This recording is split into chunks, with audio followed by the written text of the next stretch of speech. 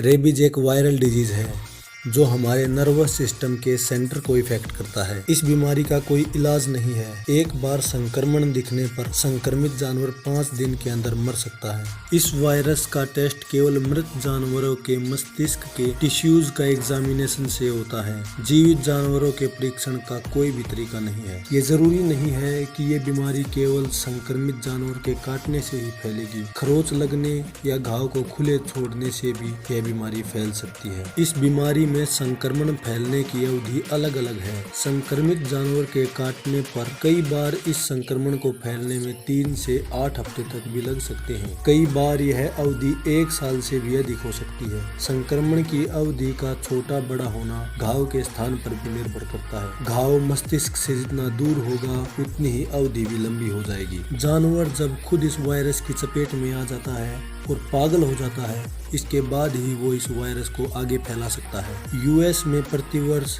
इंसानों में रेबीज के 2 मामले आते हैं और घरेलू पालतू पशुओं में ये मामले 400 से 500 प्रतिवर्ष आते हैं। रेबीज के जो शुरुआती लक्षण हैं वो जानवर के व्यवहार से हमें पता चलता है। जानवर अचानक ही चिंतित या आक्रामक हो जाता है और जानवर अचानक बहुत ज्यादा फ्रेंडली भी हो जाता है। जानवरों में जैसे ही ये डिजीज बढ़नी शुरू हो जाती है तो वो अचानक ध्वनि और प्रकाश के संक्रमण में आते ही एग्रेसिव बिहेव करना शुरू कर देते हैं।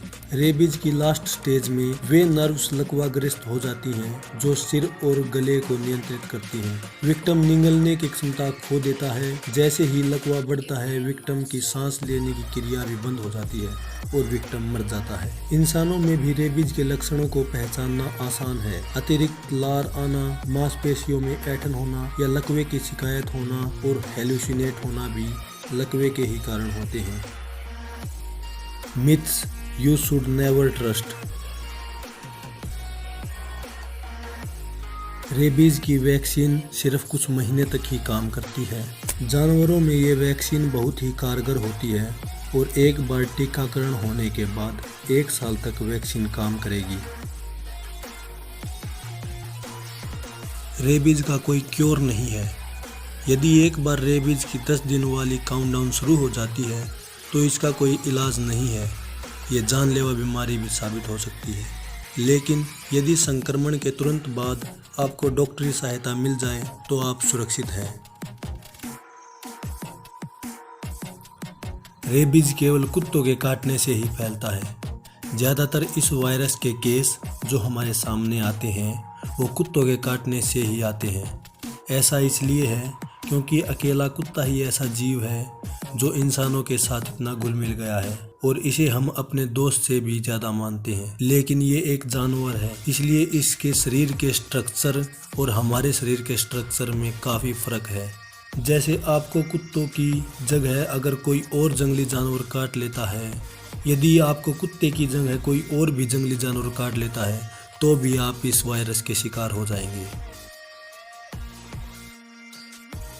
कुत्ते के काटने पर घाव को धोने से काम नहीं चलेगा। WHO के अनुसार आपको तुरंत कोई मेडिकल सुविधा नहीं मिल सकती तो घाव को अच्छी तरह से धोने से संक्रमण का खतरा काफ़ी कम हो जाता है। लेकिन ये पूरा इलाज नहीं है, आपको इसके बाद भी मेडिकल केयर की ज़रूरत पड़ेगी।